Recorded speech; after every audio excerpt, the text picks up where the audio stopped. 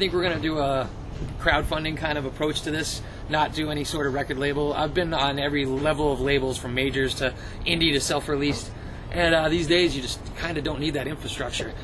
So we want to kind of make it a crowd-funded thing, but with almost like a evolving sort of the more money that comes in, the crazier the release will get. We're going to definitely do an EP of 5 songs, but we're going to record all 9, so we're probably going to release the EP and then a song a month sort of thing. Wow. You know, like where if you buy in, you'll get each one, but we'll just do it that way, so it constantly be fresh, new music to get excited about. And then if we reach another tier, we'll put all of those songs out on like a special double vinyl and all that. And so it's going to really kind of be up to how stoked people are to get into it. And we want to do a lot of different things. Like, we're not going to tour extensively, so we want to do like some live stream shows from the practice space and let people into stuff like that, you know, and just kind of just do it completely different than the way things have been done for a while, because this band's kind of different. We're not going to get in a band for the next 5 years and try and break it. We're all just kind of old dudes who've been through the ringer a bunch, so we'd rather just kind of see how it goes and keep control. That's actually, I'm really glad you brought up the crowdfunding, because I wanted to talk to you about, toward the end of the interview. We'll go ahead and skip back and forth.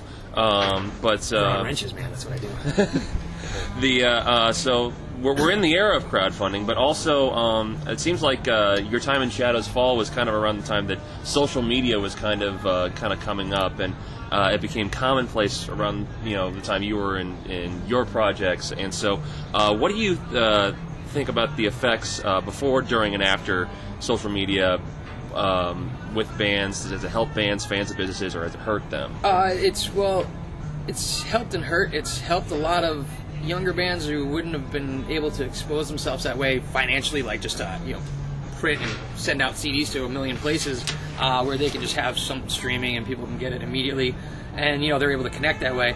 It also, though, kind of took any of that mystery and coolness to being in a rock band away completely, because you know when your favorite singer's like having for lunch and like all that stuff, and it's cool. Like, it's definitely a cool thing, but I think if I would have known everything that Lars was doing when I was in high school, I just would have been bummed out.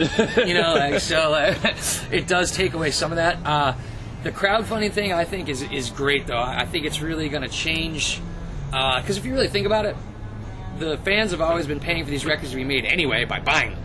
So if they can kind of eliminate the middleman of the record label and be a direct part of that, and their $10 or $20 is still getting them that CD, but they know that went right to the band to go into the studio and make it, I think it just changes the dynamic so much. And it also allows the bands to have a little bit of freedom in the way they approach the recording thing. It's not like, okay, here's your deadline, this is your budget, get it done by then, we're putting it out then, get on the road. You can kind of change the album cycle. From that traditional put a record out every year and a half, go on the road. Put out a record every year and a half, go on the road. You can kind of have it evolve a little bit more.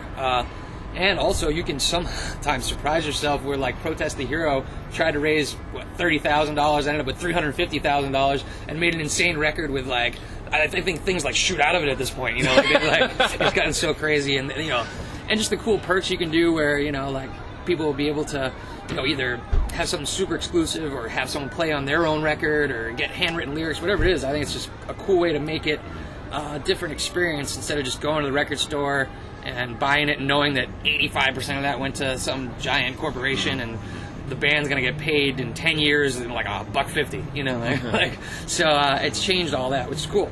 And even the social media thing's great. I mean, I love Instagram and Twitter and being able to connect that way, but it's definitely changed some of that dynamic of coolness. Yeah.